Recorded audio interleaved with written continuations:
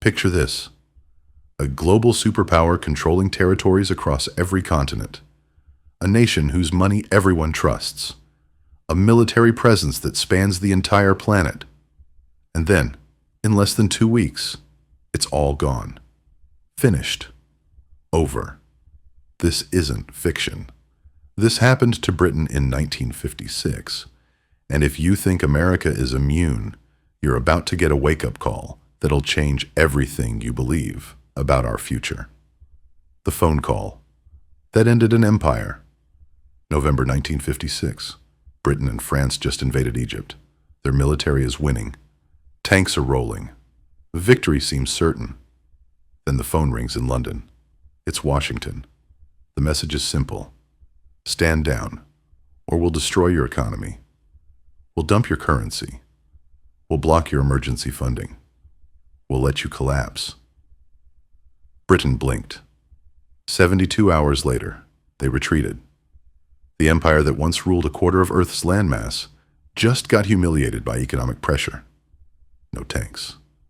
No missiles. Just leverage. That single moment exposed a truth Britain had been hiding for decades. They were already broken. The invasion didn't end the empire. It just revealed the corpse. Rewind to the 1800s. Britain wasn't just powerful. They were the definition of power. Their currency was the only currency that mattered. Global trade conducted in pounds. Reserve holdings stored in pounds. International agreements written in pounds. This created a beautiful loop. Britain could borrow cheaply because everyone needed pounds. They could run deficits because the world depended on their currency. They could print money to fund wars because their money was global money. It was the ultimate economic cheat code.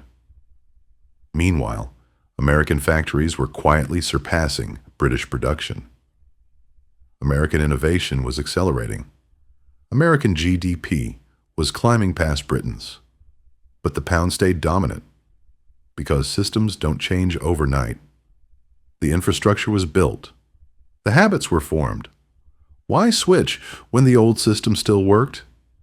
Except it didn't work. Britain just hadn't realized it yet. The addiction to yesterday's glory. World War I shattered everything. Britain borrowed astronomical amounts. When the fighting stopped, they transformed from the planet's biggest lender into a massive debtor.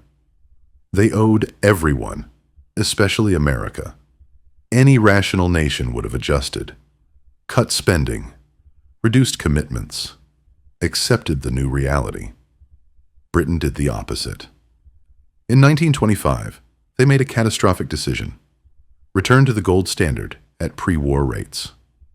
Translation: pretend the currency is still worth what it used to be, even though the economy backing it has fundamentally weakened. Why? Pride, ego, denial. The refusal to admit that yesterday's empire was becoming today's cautionary tale. The consequences were brutal. To prop up an overvalued currency, they maintained crushing interest rates. Growth stalled. Exports became uncompetitive. Unemployment exploded. But military bases across 6 continents? Still funded. Imperial prestige projects? Still approved. The spending continued, like nothing had changed. Does this remind you of anyone? When math stops, caring about your feelings. The 1930s brought the reckoning. Speculators saw what British politicians refused to see. The numbers didn't add up. Spending exceeded income. Borrowing exceeded capacity. Reputation couldn't substitute for solvency forever. 1931. Britain abandoned the gold standard. The pound cratered by 30% almost instantly. But here's what's fascinating. The currency kept functioning as a global reserve. How? Britain forced its colonies to hold pounds. India, Australia, dozens of territories had no choice. The empire was essentially taking its own possessions hostage to maintain financial relevance. Sound familiar? America's petrodollar system locks countries into using dollars for oil transactions. Same playbook. Different century. Except colonies eventually win independence and oil exporters eventually find alternatives. World War II buried Britain under another mountain of debt. By 1945, their obligations exceeded their entire annual economic output. They were bankrupt in everything but name, surviving solely on American loans and American patience. And still, the charade continued. Global military deployments, superpower posturing, spending patterns that presumed unlimited resources. Reality was knocking. Britain refused to answer the door. The day reality couldn't be ignored, Egypt's leader nationalizes the Suez Canal. Britain sees an insult, a threat, a challenge. Together with France and Israel, they invade. Militarily, it's working. But they forgot something critical. America controlled the money now. President Eisenhower was furious. He saw old-fashioned colonialism driving newly independent nations toward the Soviets. He decided Britain needed a lesson. The threat was simple. We'll crash your currency. We'll block your IMF rescue. We'll watch your reserves drain until you can't feed your population. Britain's foreign reserves were bleeding at 100 million weekly. Financial collapse was days away. Prime Minister Eden surrendered completely. Withdrawal, ceasefire, humiliation, 11 days.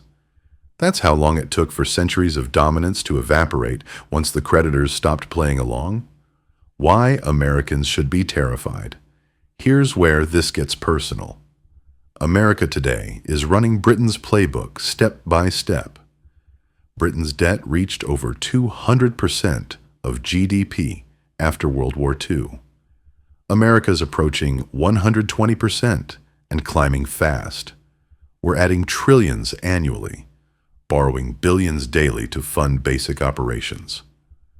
Britain overspent on global military presence it couldn't afford. America spends more on defense than the next 9 nations combined, operating over 750 bases across 80-plus countries. We're maintaining an empire on credit. Britain used colonial pressure to sustain the pound. America uses the petrodollar to sustain the dollar. Both systems are eroding. China and Russia trade in their own currencies now. The BRICS bloc is building alternative payment infrastructure. Even allies are diversifying away from dollar dependence. Britain refused to accept diminished status. America still behaves like the 1990s never ended. Like we manufacture everything, like the dollar has no competition, like military force solves every problem. That arrogance destroyed Britain. It's about to destroy us. The collapse comes fast. Britain's decline happened gradually for decades, then suddenly in 11 days. The warning signs existed: debt accumulation, industrial decline, military overextension. But because the pound stayed strong, because the empire still looked impressive, leaders convinced themselves the party would never end. Then one crisis revealed the truth, and a century of dominance vanished in less than 2 weeks. America's Suez moment is coming. Maybe it's a military failure that alienates allies. Maybe it's a debt-ceiling disaster that breaks Treasury bond credibility. Maybe it's sanctions that fail because targets no longer need our financial system. Maybe it's something completely unexpected, but it's coming. The 2026 projections are alarming. Interest payments on national debt will exceed $1 trillion annually, more than defense spending, more than Medicare. We'll be a household so deep in debt that minimum payments consume the entire paycheck. When Britain hit this point, the end came fast. No gradual transition. One day issuing demands, the next day taking orders. One day, the pound symbolized power. The next day, it symbolized failure. Britain's fatal mistake was believing reputation would replace reality, that history guaranteed the future, that the world owed them something for who they used to be. America believes this now. We think Cold War victory, technological innovation, and historical achievement mean the world will accept our currency and leadership forever. We think being American exempts us from economic laws. Every fallen empire believed the same thing. The British pound didn't collapse because of enemies. It weakened because financial decisions slowly drifted away from economic reality. History shows that when nations prioritize pride over solvency and short-term confidence over long-term balance, power becomes fragile. These patterns appear again and again across different eras, different systems, and different global leaders. History doesn't repeat, but it often rhymes. This was the price of power.